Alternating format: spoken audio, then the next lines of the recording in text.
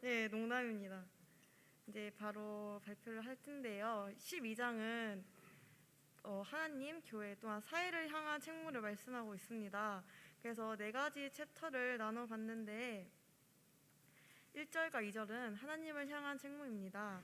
그러므로가 나온 부분을 봤을 때 우리에게 교훈하고자 하는 말씀들이 나올 때 결론적으로 사용합니다. 너희 몸은 우리의 삶을 이야기하고 있습니다. 너희 몸을 산 제물로 드리라는 나의 몸, 즉 우리의 삶을 지속적으로 하나님께 내어 드리는 것을 말하고 있습니다. 2절은 유명한 말씀이에요. 이 세대를 본받지 말고 오직 마음을 새롭게 함으로 변화를 받아 하나님의 선하시고 기뻐하시고 온전하신 뜻이 무엇인지 분별하도록 하라. 우리가 이 세대를 본받지 말고 살아야 하는 이유는 악한 세대에서 우리를 건지시려 십자가에서 예수님께서 돌아가셨고 우리는 그 예수님을 믿은 하나님의 사람이기 때문에 우리는 구별된 삶을 살아야 합니다. 저희가 또한 요즘 그리스도인의 가치관에 대해서 공부를 하고 있습니다. 이제 그 내용 안에서도 우리가 세상과 아예 분리되어 삶을 살아가는 것이 아니라 우리가 세상 안에 녹아들면서 또한 그 안에서 분리된 생활을 하기 때문에 말씀이 기준이 되어서 계속 나에게 들어오는 악들을 하나님의 말씀으로 기준을 세우고 하나님의 말씀으로 털고 씻는 것이 아주 필요하다고 말씀하고 있습니다. 3절에서 8절은 은사를 통한 섬김을 또한 말씀하고 있습니다. 구체적인 은사를 나열하기 전에 은사를 주신 이유와 어떻게 은사를 사용해야 하는지 이야기하고 있는데요. 각 사람에게 주신 은사에 감사하며 하나님이 공급하시는 힘을 다해 은사를 사용해야 합니다. 각 지체마다 각각의 역할이 있습니다. 신체에도 각 역할이 있고 역할에 다하듯이 지체마다 제 기능을 적절히 수행하는 데 달려 있습니다. 앞서서 이제 7개 은사를 말씀하고 있는데요. 각 사람은 첫 번째로 예언은 하나님의 계시를 전달하는 자들입니다. 이거는 이제 형제님들이 많이 이런 은사를 가지고 계시는데요. 또한 두 번째로는 섬기는 일, 종의 마음으로 섬길 기회를 찾고 섬기는 은사가 있습니다. 세 번째로는 저희 주일학교 강사, 학생부 교사들처럼 가르치는 일, 청중들을 하나님의 임재 가운데로 이끌어갈 수 있는 은사가 있습니다. 네 번째로는 성도들을 위로하며 격려하는 그런 은사가 있는데요. 저는 이 은사도 또한 아주 귀하고 좋은 은사라고 보고 있습니다. 저희가 요즘 청년부 안에서도 되게 구도자들이 많이 오고 새로운 교회 전체적으로도 새로우신 분들이 많은데 이분들을 바라보며 위로하고 같이 그런 그렇게 볼 수 있는 눈이 있는 게 참 귀한 은사라고 더욱 생각되어집니다. 또한 구제하는 자입니다. 사람들의 필요를 알고 돌아보는 은사가 있고, 여섯 번째로는 부지런함으로 사람들을 다스리고 인도하는 은사가 있습니다. 마지막으로 일곱째로는 긍휼을 베푸는 자입니다. 낙심 중에 있는 자들을 돕는 은사입니다. 각 사람은 다르면서도 우리 모두는 주님 한 분만을 위해 중요한 기능을 지닌다는 것을 알고 우리 몸 안에서 우리에게 나눠주신 위치에 만족해야 하면서도 하나님이 공급하시는 힘을 다해서 은사를 활용하고 노력해야 한다고 말씀하고 있습니다. 9절에서 13절은 교회를 향한 책무입니다. 첫 번째 9절에는 사랑에는 거짓이 없나니 악을 미워하고 선에 속하라 한 말씀인데 두 가지를 말씀하고 있습니다. 하나님이 주시는 사랑으로 거짓 없이 행해야 하고 두 번째로는 악을 피하고 선을 붙드는 것입니다. 우리가 하나님의 영광을 위해서 살아가고 지체로서 몸을 위해 살아가야 한다는 전제로 부르심을 받았다고 할 때 그 삶의 원동력은 사랑이고 사랑이 동기가 되어야 한다고 말씀하고 있습니다. 이어서 10절은 형제를 존경하고 겸손해지는 것이고 네 번째는 섬길 수 있는 현재의 시간을 낭비하지 말고 섬기라는 말씀입니다. 12절부터는 소망 중에 즐거워하고 환난 중에 참고 기도에 힘쓰고 성도들의 쓸 것을 공급하며 대접하기를 힘쓰라고 이렇게 말씀하고 있습니다. 이 말씀 14절부터 21절은 교회와 성도들을 나아가서 더 이제 사회를 향해 우리가 사회를 향해서도 그 책임을 다하라고 말씀하고 있습니다. 박해하는 자를 축복하고 저주하지 말라고 세상의 핍박에 대한 반응은 저주가 아닌 축복이어야 한다고 말씀하고 있습니다.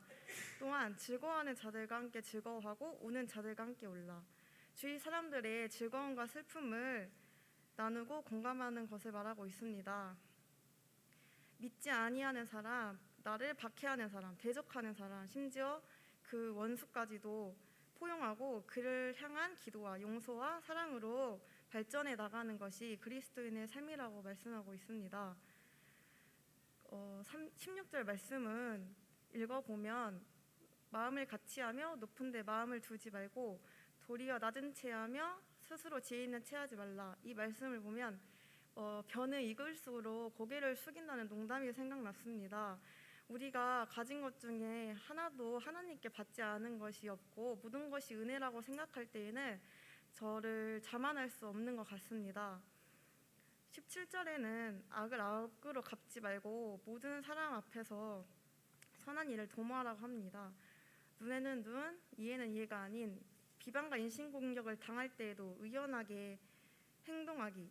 사실 근데 저는 이렇게 의연히 행동하는 게 쉽지 않더라고요. 특히 이제 사회생활 하면서 이유 없이 날 싫어하고 그냥 나는 그냥 했는데 그냥 싫어하고 진짜 억울한 일이 많잖아요. 그럼에도 그런 사람들에게 사실 그렇게 묵대했던 적도 많고 내가 더 그 사람을 미워했는데 결국에는 힘들어지는 건 나이고 나만 안 좋아지더라고요. 그럴 때 주님께 다시 기도하고 말씀으로 힘을 얻었을 때 다시 마음이 평안해지고 그런 사람들에게 똑같이 대하는 것이 아닌 더 선을 대했을 때 내 마음이 편해지고 또한 악에서 똑같이 악으로 끝나는 것이 아닌 선을 대한다는 게 이런 말씀이 아닌가라는 생각이 들었습니다.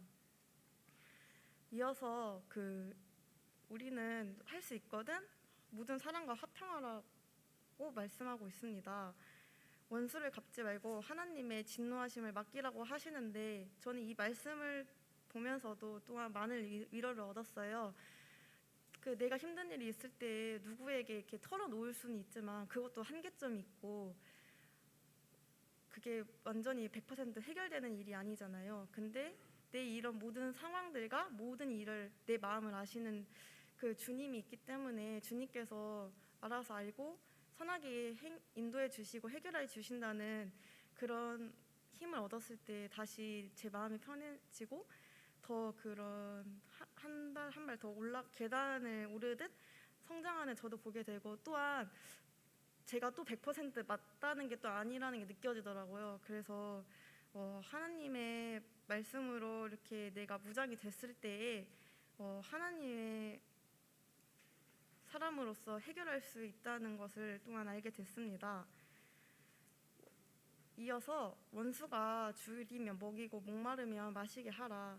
뜻밖의 친절로 그를 놀라게 함으로 자신의 적대적인 모습을 돌아보게 하는 것이고 또 말씀이 나오는데 악에게 지지 말고 선으로 악을 이기라.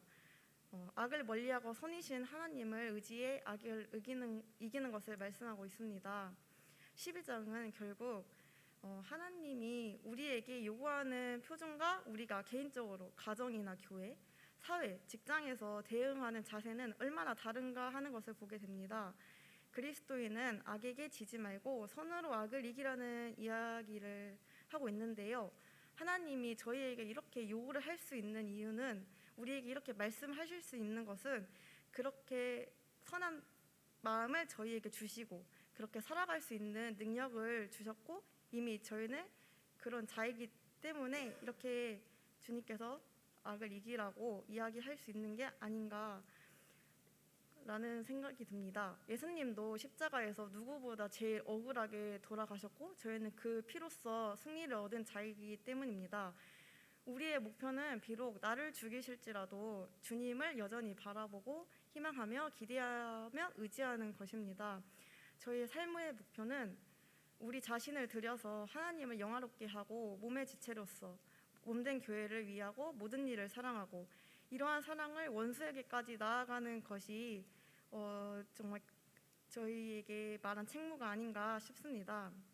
이어서 13장은 더 나아가 교회와 사회를 나아가 국가와 이웃을 향한 책무를 말하고 있어요.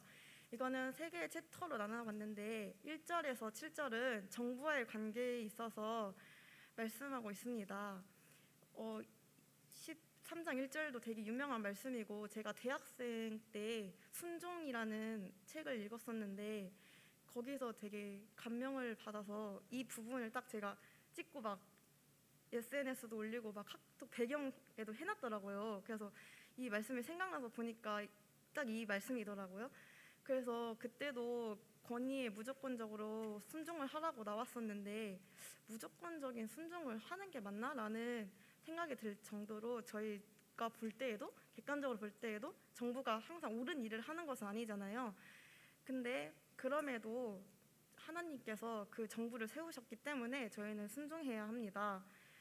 그렇지 않으면 저희가 만약에 정부가 없는 상태에 처하게 되면 살아남을 수 없고 하나님께서 어떻게든 그 사람을 세우셨기 때문에 저희는 그거를 불순종하는 것은 결국 하나님의 말씀을 거스르는 거기 때문에 순종해야 합니다. 예외는 있습니다. 정부가 죄를 범하거나 그런 예수님께 충성을 타협하라고 명할 경우 순종할 의무는 없다고 또한 말씀하고 있습니다. 3절은 선을 행하는 자는 권세를 두려워할 필요가 없습니다. 형벌을 두려워해야 할 자는 법을 어기는 자이기 때문에 저희 법을 잘 준수한다면 권세들의 책망이 아닌 칭찬을 얻게 될 것입니다. 4절에서는 모든 다스리는 자는 주님의 종이자 대리자라는 의미에서 하나님의 사자라고 말씀하고 있는데요. 이를 여기에 예시로 사울과 다윗으로 예시를 들었어요. 다윗은 거듭해서 악한 왕 사울을 가리켜서 주님의 기름 부음 받은 자라고 말씀했습니다. 사울이 자신의 생명을 해하려고 했음에도 다윗은 자신의 부하들에게 왕을 해하는 것은 허락하지 않았습니다. 왜 그랬냐면 그것이 사울이 왕으로서 주님의 세우신 왕이라는 걸 알기 때문에 다윗은 그 사람을 죽이지 못했고 그렇게 하나님의 권위를 더욱 우선순위로 내세웠기 때문에 그렇게 했습니다. 그래서 1절에서 4절은 우리가 해야 할 일은 진노 때문에 복종하라고 말씀하십니다. 그런 진노들이 커져서 불순종할 때에는 결국 하나님의 명을 거스르는 자가 되기 때문입니다.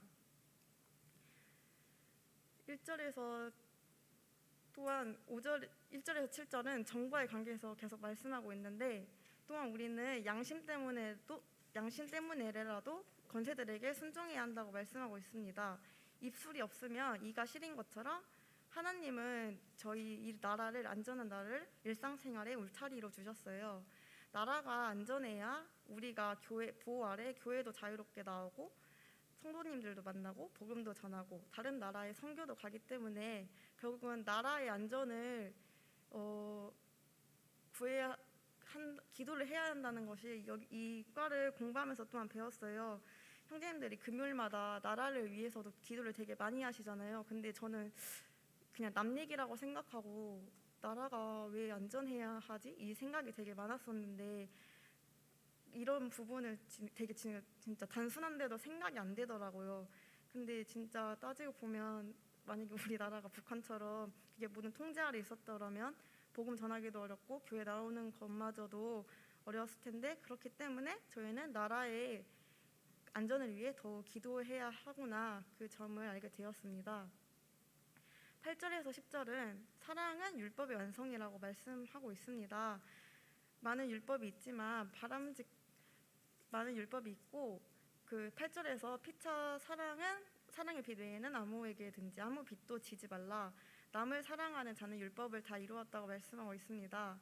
모든 빛은 지지 말라고 하는데 한 가지 빛은 지라고 말씀하고 있어요. 그것은 바로 사랑인데 한 사람이 다른 사람에 대해서 가지는 그런 깊고 이타적이고 초인간적인 사랑을 의미하는 것이 아가페의 사랑입니다. 이 세상에 속한 사랑은 사랑받는 사람의 어떤 미덕에 의해 동기가 부여되지 않아요. 그것은 완전히 무조건이기 때문입니다. 그것을 사랑할 만한 자들에게만 아니라 원수에게도 흘러나가는 점에서 다른 어떤 사랑과도 다릅니다. 이 사랑은 베품에서 일반적으로 희생적인 베품에서 모습을 나타냅니다. 그러기에 하나님께서 세상을 이처럼 사랑하사 독생자를 주셨고 그리스도께서 교회를 사랑하사 우리에게 자신을 주셨습니다.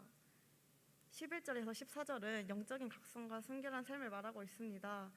이 세대는 점점 마지막 때에 가까워지고 있는데 은혜 시대가 마감되고 있음을 말하고 있습니다.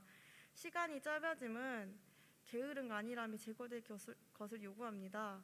구원이 어느 때보다 가까워졌기 때문에 우리는 더욱 빛의 자녀들로서 마땅히 행해야 할 의무가 있습니다. 우리가 쫓아야 할 최선의 방침은 무엇보다 주 예수 그리스도로 옷 입는 것입니다. 그분의 삶의 방식을 받아들이고 그분처럼 살고 그분을 우리의 인도자, 모본으로 받아들여야 한다는 것을 의미합니다. 아울러서 저희는 이 인체의 정욕을 충족시키려고 육신의 일을 도모하지 않고 항상 말씀이 기준이 되어 주님의 일을 따르는 자들이 되어야 합니다. 이상으로 발표 마치겠습니다.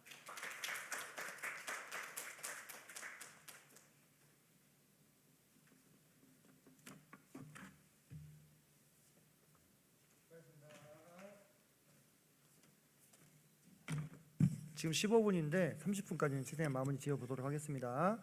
자, 먼저 제가 여러분에게 드리고 싶은 이야기가 아까 하려고 했는데 깜빡했어요.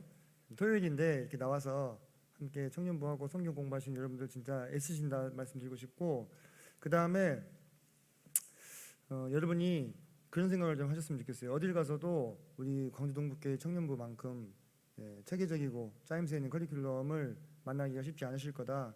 뿐만 아니라 우리는 여러분에게 물고기를 주는 게 아니라 물고기 잡는 법을 지속적으로 가르치고 있다. 여러분이 지금 배우는 성경을 해석하고 또 분별하는 이 모든 과정은 여러분이 평생 동안 쓰실 수 있는 방식이다라는 것을 말씀을 드리고 싶고, 여러분들 여기서 오늘 이것은 이 뜻입니다, 저것은 저 뜻입니다, 그거 한마디를 받아가시려고 하는 것보다도 왜 그런 결론에 도달하게 되었는지에 대한 그 접근 방식, 그런 것들을 유념해서 보시기를 바래요. 그게 계속 누적이 되시다 보면은 이제 나중에 조금 더 수월하게 여러분이 성경 본문을 읽고 이해하실 수 있을 것이다. 그래서 좀 어떻게 보면 여러분들 그런 생각 들 수도 있어요. 아니 뭐 굳이 토요일 날까지 이렇게 해가지고 차시를 채울 필요가 있는가라는 생각을 하실 수도 있겠지만은 저는 하기로 한 건 해야 돼요. 죄송합니다만은 하기로 한 건 해야 되고, 하기로 한 건 해야 되는 마음이 있어야 교육과정이나 모든 것이 이루어지는 것이기 때문에 우리 청년분들께서 청년분들께서도 마찬가지죠? 예, 여러분들 막 이렇게 저한테 끌려가시는 거 아니잖아요. 자발적으로 이렇게 나오셨죠? 단행자매님 얼굴이 많이 굳어져 있네요. 예, 그래서 젊은 날에 여러분이 성경을 또 보고 배우는 일에 시간을 쓰시는 것에 대해서 참 감사가 되고, 그런 시간들이 절대 헛되지 않을 것이라는 걸 제가 보장할 수 있습니다. 왜냐하면 제가 이만큼 쌓아놓고 제가 지난 시간들 보낸 걸 읽고 있다고 했잖아요. 거기 제일 많은 기록이 어디 가서 무슨 말씀 들은 거, 어디 가서 또 말씀 준비한 거, 또 말씀 연구한 거, 그런 거가 엄청 많이 써져 있더라고요. 근데 그게 참 지금 와서 생각해 보면은 헛되지 않았구나 그런 생각들을 하면서 감사하게 돼요. 그거에 드린 시간이요 아마 다 헤아리지 못할 거예요. 뭐 그거 헤아릴 수도 없고. 근데 저는 우리가 적어도 이 말씀을 하나님의 말씀으로 믿을진데 이것을 위해서 우리가 쓴 시간은 결코 헛되지 않다고 생각하거든요. 그래서 남들이 뭐라 하든 간에 세상 사람이 우리를 어떻게 보든 간에 상관없이 여러분은 이 성경으로 여러분의 삶의 답을 찾고 이 성경으로 여러분의 인생의 승부를 보려고 해야 됩니다. 이해되시죠? 아마 다 알고 계시는 내용인데 제가 다시 상기시켜 드리려고 말씀 잠깐 드렸습니다. 네. 자, 12장부터는 본격적인 적용의 부분이 될 수 있겠죠. 항상 제가 바울 서신의 기본적인 구조를 말씀드렸어요. 바울 서신의 기본적인 구조. 앞에서 뭐가 나옵니까? 원리적인 부분들이 나옵니다. 원리적인 부분들. 그리고 그렇게 다 얘기를 하고 나서 마지막 그 다음에 전환이 될 때 그러면 우리가 어떻게 해야 마땅하냐? 우리가 어떤 사람이 되어야 되겠느냐? 우리가 어떻게 살아야 되겠느냐 하면서 실제 적용할 수 있는 이야기들이 나오죠. 그래서 12장부터는 사실상 16장까지는 쭉 그런 내용들이 이어져서 나온다는 거. 근데 여러분들 잘 생각해 보세요. 지금 여기서 아까 우리 지혜자매님 잘 발표해 주셨는데요. 악에게 지지 말고 손으로 악을 이기라. 악으로 악을 갚지 말라. 이게 실제 그 상황이 되면 어때요? 쉽지 않습니다. 솔직히 저도 그래요. 뭐 욕먹고 좋은 사람이 있습니까?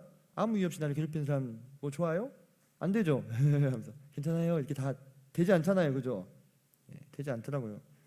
그거를 우리가 어떻게 할 수 있죠? 열심히 힘을 내어서 최선을 다해가지고 지켜야 되는 겁니까? 물론 그런 노력도 필요하겠지만은 왔다 갔다 하는 거겠지만은 이미 앞에서 어떻게 했어요? 그 삶을 살아낼 수 있는 힘이 어디에 있다고요? 나에게 있지 않다는 거, 그죠? 나에게 있지 않다는 거. 내가 그리스도와 연합해가지고 그분과 함께 십자가에서 죽고 죄에 대하여 죽고 그분과 함께 다시 살고 새로운 생명이 우리 안에 창조되었기 때문에 그 연합된 주님이 내 안에서 드러나셔서 이 삶을 살 수 있게 되는 것이지 인간 이선진이 자연인의 이선진이 그걸 살아낸다? 어느 지점까지는 노력으로 되는 거죠. 참고 또 참고 인내해야 되는 일 하면서 참을 진짜 세게 써가면서 그래도 어떻게 돼요? 빵 터져요. 그죠? 빵 터집니다. 그런 경험도 있으실 거예요. 그것은 내 힘으로 할 수 있는 것이 아니기 때문에 매 순간 내가 주님과 함께 죄에 대하여 죽었음을 고백하고 여기고 그리고 그분을 붙들 때 살아낼 수 있는 적용이다라는 것을 염두를 해두시고 보면 좋을 것 같습니다. 자, 그래서 저는 이 구분 참 좋았어요. 우리 지혜자매님 조에서 12장을 처음에 하나님을 향한 섬김과 또 교회를 향한 섬김과 세상을 향한 섬김으로 구분하신 거 참 좋았습니다. 이제 좀 제안을 드리자면은 중간에 은사 얘기가 나오잖아요. 그 교회를 향한 섬김을 6절부터를 분류를 하셨는데 9절부터 9절부터 분류하셨던 것 같은데 사실 은사도 누구를 섬기기 위해서 주신 것이죠? 교회를 위해 섬기기 위해서 주신 것이니까 은사 부분부터 다시 말해서 3절부터 교회를 위한 섬김으로 구분을 하셔도 괜찮지 않을까라는 생각이 들었고 3절에 보면은 중간에 마땅히 생각할 그 이상의 생각을 품지 말고 오직 하나님께서 각 사람에게 나눠주신 믿음의 분량대로 지혜롭게 생각하라 이렇게 얘기했죠. 자, 우리가 다 믿음의 분량과 그릇이 있습니다. 그죠? 이것은 뭐 어떤 위계 질서나 또는 뭐 신분 이런 걸 이야기하는 게 아니죠. 그죠? 각자가 똑같은 은사를 받았을지라도요. 그 달란트가 다릅니다. 예를 들면 어떤 봉사의 은사를 받았을지라도 3달란트만큼 받으신 분이 있고 5달란트, 10달란트 받으신 분들이 있을 거예요. 비유적으로 얘기를 하자면요. 그럴 때 내가 주님께서 내게 받은 그 달란트를 가지고 장사를 하면 되는 거잖아요. 그죠? 그 이상의 막 어떤 거 막 더 크게 섬기는 분들, 더 크게 쓰임 받는 분들, 더 지혜로운 어떤 사람들을 보면서 막 자격지심 느끼고 괴로워할 필요 있나요? 그럴 필요 없어요. 주님이 나에게 맡겨주신 만큼 내가 2달란트 받았다. 같은 2달란트 남기기만 해도요. 주님의 칭찬은 수익률에 달려 있습니다. 수익금에 달려 있는 게 아니고, 그죠? 10달란트를 남겼는데 기본 내가 5달란트 받은 사람이야. 그러면 5달란트 남긴 것과 2달란트 남긴 건 어때요? 똑같은 칭찬을 들어요. 그래서 그것이 우리에게 참 감사가 되는 부분이죠. 그죠? 우리는 은사의 크고 적음에 따라서 차등적으로 대우를 받는 게 아니라 주님이 우리가 얼마나 충성했느냐 그것을 보시는 거예요. 내가 받은 것이 정말 보잘 것이 없어. 그런다 할지라도 그것을 붙들고 평생을 사시게 된다면은 하나님께 다른 이 세상에서의 평가는 다르죠. 이 세상에서 평가는 큰 일을 하고 많은 일을 한 사람들을 칭찬해 주잖아요. 근데 저 세상에서의 평가는 다를 거라 이거예요. 똑같이 칭찬을 들을 수 있습니다. 많은 역전이 일어나게 될 것입니다. 그죠? 그리고 자 13장 가서 13장에서 우리 지혜자매님이 그런 얘기를 하셨어요. 나라의 안녕을 구해야 되겠다. 그런 얘기를 하셨는데요. 맞습니다, 여러분. 여러분들 그 멀리 갈 것도 없이 최근에 우크라이나에서 일어나는 사건들 아시죠? 전쟁이 일어나면 누가 제일 불쌍한지 아세요? 전쟁이 일어나면은 노약자, 어린이, 여성들이 제일 불쌍합니다. 그들이 모든 전쟁 범죄의 타깃이 됩니다. 그죠? 평화로운 시절에는 보호도 받고 대접도 받지만 그런 고통의 시기가 도래하면은 사람들이 인간성이 말살이 되죠. 바로 눈앞에서 막 폭탄이 터지고 사람들 살점이 날아다니고 그러는데 훈련받은 군인들도 정신이 나가버리잖아요. 그죠? 근데 하물며 일반 보통 사람들이 어떻게 되겠어요. 그죠? 그래서 우리가 더욱더 우리나라를 위해서 기도해야 되고 위정자들에게 지혜를 주시라고 기도해야 될 필요가 있습니다. 이거는 뭐 보수 진보를 떠나서 나의 어떤 정치적인 성향을 떠나서요, 함께 다 기도하셔야 되는 그런 부분입니다. 최선의 선택을 결정을 내릴 수 있도록 그래서 그 주님께서 그러셨어요. 우리가 공권력을 세상 권세를 세우시고 그 권세를 거스르지 말고 순복하라 했는데 예외가 있죠. 어떤 예외가 있습니까? 하나님의 말씀에 반하는 어떤 그런 명령, 그런 어떤 것에 대해서는 우리가 동의할 수 없는 것이죠. 뭐 대표적으로 최근에 논의가 되고 있는 것들이 뭐 차별금지법이라든지 동성결혼 합헌이라든지 이런 것들은 성경 말씀에 위배되기 때문에 우리가 반대하는 거예요. 그죠? 그래서 그런 부분들에 대해서 분별을 가지셨으면 좋겠고, 또 여러분이 아마 잘 아시겠지만은 여러분들 그런 생각 한번 해보세요. 제가 짧게 그냥 화두만 던져볼게요. 나중에 한번 이것을 나눌 기회가 있을지 모르겠는데요. 여러분들, 우리가 지금 말세란 얘기 많이 하죠. 21세기 말세다. 정말 악한 시대다. 근데 여러분들 한번 생각해 봅시다. 자, 10세기의 중세 유럽과 21세기의 대한민국을 비교했을 때 어떤 사회가 더 악하다고 생각이 드세요? 에? 그러니까 물어보지 않았을까 싶어서 그렇게 대답하시는 거예요? 여러분, 우리는 우리 시대가 제일 악한 것 같죠? 여러분 생각해 보세요. 신분 사회가 있었을 때는요, 귀족이 천민을 죽여도 죄가 됐어요, 안 됐어요? 안 됐어요. 지금 어떻습니까? 사장님이 사원 때려 죽이면 어떻게 됩니까? 바로 교도소 잡혀가죠? 어느 시대가 더 악한 세대입니까? 어떻게 생각하세요? 맞습니다. 네, 지금이 더 악하다, 그때는 덜 악하다. 우리는 이것도 우리의 어떤 제한된 시각 안에서, 왜냐하면 우리는 이 시대만 봤으니까 이 시대가 제일 악하게 느껴지는 거예요. 네, 약간 상대적인 거예요. 악하지 않았던 시대는 없었어요. 주님이 오신 이후로 언제나 말세였습니다. 언제나. 그리고요, 사실 중세 시대는요, 지금보다 더 해괴한 일들이 더 많았어요. 그때는 그냥 재판을 받지 않고도 그 마을에서 마녀로 몰리면 어떻게 됩니까? 화형당했잖아요. 그죠? 지금 그렇게 되면 어떻게 됩니까? 아마 대서특별되겠죠, 언론에? 그렇지 않습니까? 그러면 이 사회가 악한 사회입니까? 그 사회가 악한 사회입니까? 한번 생각해 볼 필요가 있겠죠. 더 들어가면 시간이 많이 걸리니까 한번 생각해 보세요. 어느 시대는 악하지 않은 시대는 없었고 힘들지 않은 시대도 없었습니다. 우리가 살고 있는 이 시대가 악하다고요? 말세라고요? 무엇에 근거해서요? 어떤 기준에 근거해서? 언제나 악했어요. 오히려 지금은 CCTV도 있고요, 또 검찰, 경찰, 공권력 이런 게 있어가지고 옛날 같으면 꿈도 못 꾸던 사람들도 처벌받잖아요. 그죠? 신분상 위에 있는 사람들 처벌 못 시켰잖아요, 옛날에는. 그죠? 지금이 더 정의로워진 거 아니에요? 지금은 언론도 있어가지고 팍 퍼뜨리면은 그 사람 혼나고 그런 일들이 가능했죠. 옛날에는 가능했습니까? 그럼 지금이 약합니까? 그때가 약합니까? 한번 생각해 보세요. 나중에 더 자세하게 이 정도만 풀고 얘기하면 또 많은 오해가 생길 수도 있을 것 같은데, 제가 왜 이런 얘기를 하느냐, 우리는 우리 시대가요 너무 악해서 말세다라는 이 생각에요 너무 사로잡히시지 말라 이거예요. 무슨 얘기냐? 맞아요. 13장에서 11절부터 14절까지 주님께서 승천하시고 나서 지금 2000년이 지났습니다. 주님이 곧 오십니다. 곧 오셔요. 그죠? 내일이라도 오실 수 있고 오늘 밤에라도 오실 수 있어요. 하지만 1000년 뒤에 오실 수도 있어요. 우리는 그 두 가지 가능성을 어떻게 해야 된다고요? 항상 염두해야 된다고 제가 말씀드렸어요. 여러 번 말씀드렸어요. 당장 내일 오실 것 같아가지고 모든 것들을 다 집어 던지고 막 가서 막 이것만이 믿음이 아니라는 겁니다. 왜? 지금이 악한 세대라서. 제가 방금 얘기했죠. 그 악하다는 기준이 어디에 있는데요? 그죠? 그래서 여러분들은 항상 제가 일상의 중요성을 강조했죠. 그리고 지금 12장, 13장에서 우리가 지켜야 될 것들도 다 일상에서의 일들이에요. 주님께서 우리에게 있으라 하신 그곳에서 최선을 다해서 일하고, 주님이 여러분을 부르실 거면요 명확하게 부르실 것입니다. 희미하게 부르시지 않아요. 만약에 여러분이 다른 표현으로 정말 어디 오지에 선교사를 가야 된다, 그러면 정확하게 부르시지 않을까요? 여러분이 애달복달 해야 됩니까? 아쉬운 사람이 누구예요? 주님이시죠. 거기에 구원해야 될 영혼이 있으면 아쉬운 분은 주님이시지 않을까요? 그분이 명확하게 얘기 안 해주시겠습니까? 희미한 걸 가지고 주님의 뜻이냐 아니냐 그렇게 고민하지 마시라 얘기해요. 여러분이 부르심을 받은 여기가 여러분은 선교지고 사역지예요. 거기도 하나님 안 믿는 사람들 얼마나 많아요. 그죠? 그래서 그런 균형 잡힌 감각을 가지시고 보시면 좋겠고, 13장에 나오는 이 세상의 권세, 그리고 4절 보면 그는 하나님의 사역자가 되어 내게 선을 베푸는 자다. 우리가 이런 생각을 할 수 있습니다. 세상 사람들은 악하고 그리스도인들은 선하다. 이분법이죠, 그죠? 여러분들 사회생활 하다 보면 만나지 않아요? 그리스도인보다 더 착하고 정직한 세상 사람들도 있잖아요. 어떻게 된 겁니까? 그죠? 우리가 세상 사람들은 악이다라고 규정할 수 있어요? 물론 그들은 예수님을 모릅니다. 그래서 결국 그대로 죽으면 심판을 받을 것입니다. 하지만 사람들도요, 기본적으로 하나님이 구원의 여부와는 상관없이 마음 가운데 무엇을 주셨어요? 양심을 주셨어요.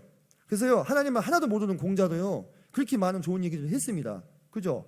그리고 그들이 그런 자신의 양심에 입각해서 세상의 정부와 체계를 발전시켜 온 거예요. 윤리와 도덕을 발전시키고 법률을 발전시킨 것입니다. 그 기본적인 토대가 있기 때문에 지금까지 문명이 유지 발전되어 올 수 있었던 거예요. 그죠? 맞죠? 그렇다면은 그것이요, 기본적으로 인간 생활을 바로잡아주는 역할을 순기능을 한다는 거예요. 근데 우리가 그것을 단순히 반정부적인, 무정부주의적인, 정부가 하는 일은 다 잘못했다, 틀렸다, 악이다 규정할 수 없다는 겁니다. 그들이요, 하나님의 심판자가 되어지고 우리가 불법적인 일들을 할 때 어떻게 하겠습니까? 심판을 한다는 것입니다. 이 기본적인 것만 알아도요, 이 고대 사회의 수많은 어떤 이 이단들이요, 정제가 됩니다. 어떤 사람들은 그런 얘기를 했어요. 하나님을 믿는다 하면서도 육신을 아무것도 아닌 것으로 생각해가지고, 예를 들면 내가 불륜을 저질러도 아무것도 아니에요. 왜? 육신은 아무 의미가 없으니까. 아무 의미가 없으니까. 내가 내 아내가 아닌 다른 사람과 성관계를 맺어도 그것은 아무 의미가 없는 것이다. 그래서 자유주의자들이 있었어요. 여러분들 그거 어때요? 성경 갈 것도 없이 이 세상의 윤리 도덕으로 볼 때도 어떻게 됩니까? 정죄받을 일이잖아요. 그죠? 그것을 성스러운 것으로 분별하고 믿었던 사람들도, 그런 그룹들도 존재했다 이거예요. 이 교회사 안에 보면은 얼마나 기가 막힌 일이에요. 그죠? 그러니까 우리가 하나님께서 12장 13절에서 우리에게 요구하시는 이 사랑의 법은 이 세상 도덕과 윤리 이상을 요구하는 거예요. 그죠? 근데 내가 이 세상의 윤리와 도덕과 법률과 가장 기본적인 규칙들도 어기는 그 아래로 내려가면 어떻게 되겠어요? 당연히 이 세상의 사법 체계가 나에게 철퇴를 가하는 거 아니겠습니까? 그 얘기를 하고 있는 것이잖아요. 그죠? 그래서 우리 그리스도인들은 항상 율법에 의해서가 아니라 사랑의 법에 의해서 인도를 받고 있기 때문에 언제든지 어디서든지 세상 사람들보다 더 나은 삶을 살아야 되는 게 실은 맞아요. 그죠? 그래서 더 힘든 것이고요. 근데 어때요? 내 안에 육신이 있기 때문에 어렵죠. 그래서 예수님을 의지하라 얘기를 하고 있는 것이죠. 로마서에서. 자, 이상 마치겠습니다. 1분 지났네요. 기도하시고 마무리하겠습니다.